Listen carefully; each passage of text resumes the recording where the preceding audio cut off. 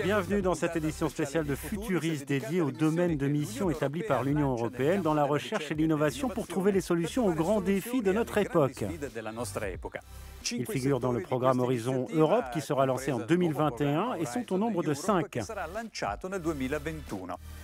La lutte contre le cancer, la santé des océans, mers et eaux côtières et intérieures, la santé des sols et l'alimentation, l'adaptation au changement climatique et enfin les villes intelligentes et neutres en carbone. Dans cet épisode, nous nous intéressons à ce dernier domaine, l'objectif étant que 100 villes européennes atteignent la neutralité carbone à l'horizon 2030. Anna Gronkiewicz-Waltz, présidente de la mission Villes intelligentes et neutres en carbone, nous a expliqué combien il est important de réduire l'impact environnemental des zones urbaines. Les villes couvrent 3% des terres émergées sur notre planète. Or, elles produisent 72% des émissions de gaz à effet de serre. Donc, en agissant au niveau des villes, on peut vraiment avoir un impact sur l'évolution du climat pour atteindre la neutralité climatique. Car la mobilité, le logement, les déchets, ce sont tous des domaines dans lesquels on peut réduire les émissions. Notre objectif, c'est principalement de soutenir et de promouvoir 100 villes européennes, de faire d'elles des exemples et de les aider dans ce processus de transformation vers la neutralité climatique. Découvrons ce type de programme en nous concentrant sur des projets en cours en Espagne, à Valladolid et Palencia.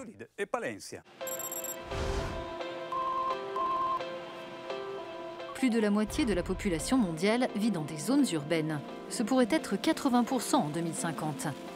Voilà pourquoi il apparaît essentiel de mener des actions spécifiques pour rendre nos villes neutres en carbone et mieux protéger l'environnement et notre qualité de vie. À Valladolid, cette stratégie est mise en œuvre dans le cadre du projet européen Remote Urban, qui regroupe toute une série d'initiatives et auxquelles participent aux côtés de la capitale de la région de Castille et Léon, 2 villes phares et 2 villes dites suiveuses. Nous avons mené des actions dans des domaines comme l'efficacité énergétique des bâtiments, la mobilité durable et l'utilisation des technologies de l'information et de la communication. En termes de mobilité, nous avons mis en place une infrastructure de recharge qui compte aujourd'hui 63 bornes à travers la ville.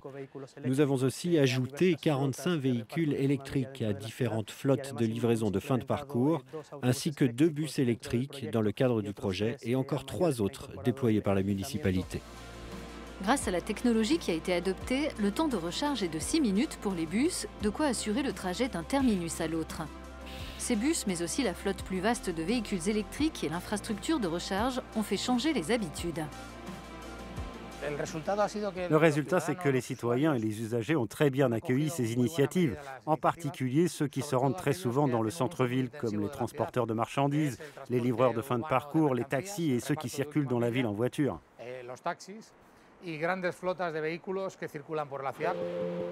Autre domaine d'action, la consommation d'énergie. Valladolid a par exemple mené un vaste projet de modernisation dans le quartier de Fassa. Une nouvelle isolation a été ajoutée sur les façades des bâtiments et d'immenses panneaux photovoltaïques installés sur une tour permettent d'alimenter en énergie le réseau de chauffage du quartier. Un nouveau système par biomasse a remplacé les chaudières à gaz et au fioul. À la clé, des économies d'énergie de plus de 30% et un confort d'utilisation inégalé.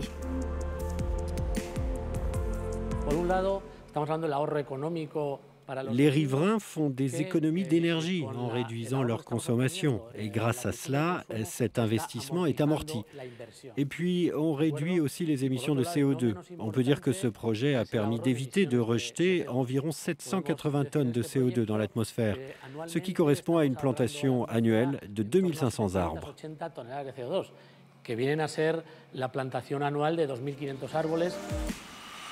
Transformer une ville en modèle intelligent nécessite d'agir à plusieurs niveaux, mais le domaine de l'énergie est particulièrement essentiel, comme l'explique Ruben Garcia, coordinateur du projet My Smart Life, qui est mis en œuvre à Palencia, une ville moyenne à 50 km de Valladolid.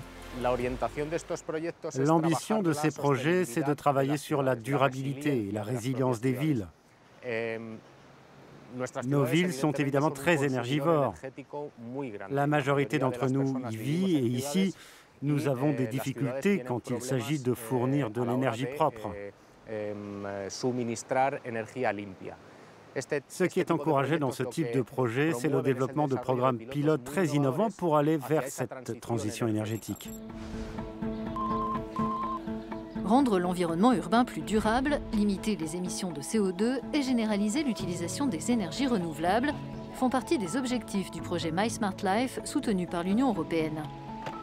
Palencia, en tant que ville suiveuse, s'inspire de ce qui a été fait dans les villes phares Nantes, Hambourg et Helsinki. Palencia a lancé plusieurs initiatives. L'une d'elles consiste à améliorer le système d'éclairage de notre ville. Les solutions LED sont moins polluantes, beaucoup plus performantes en termes de luminosité et moins émettrices de CO2, ce qui est important pour nous. Et il s'avère que nous avons enregistré une réduction des émissions de CO2 de 30% et des économies d'énergie de 50% pour une même période de l'année. La municipalité de Palencia a pour l'heure remplacé 57% de son réseau d'éclairage urbain par de la technologie LED.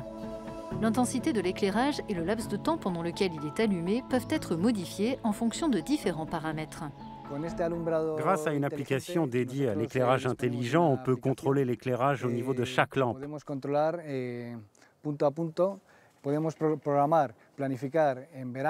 On peut le programmer en fonction de la saison, été ou hiver, en fonction de la végétation et de l'emplacement du lampadaire, et on peut programmer un certain type d'éclairage.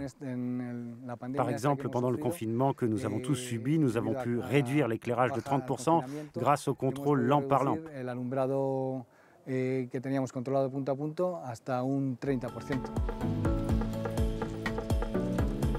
Mener à bien et partager ce type de projet durable interconnecté ouvre la voie à l'adoption de stratégies urbaines d'avenir adaptées aux réalités de chaque ville.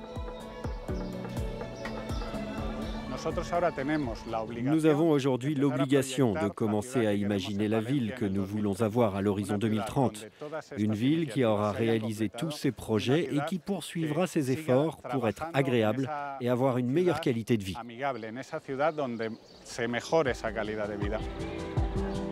Ces villes qui agissent avec l'année 2030 en ligne de mire sont autant de modèles de transformation pour les zones urbaines européennes.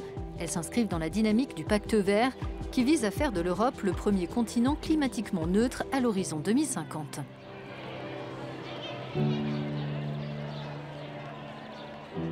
Merci de votre attention. Retrouvez plus d'informations sur les domaines de mission de l'Union européenne sur notre page Futuris sur euronews.com et sur nos pages des réseaux sociaux.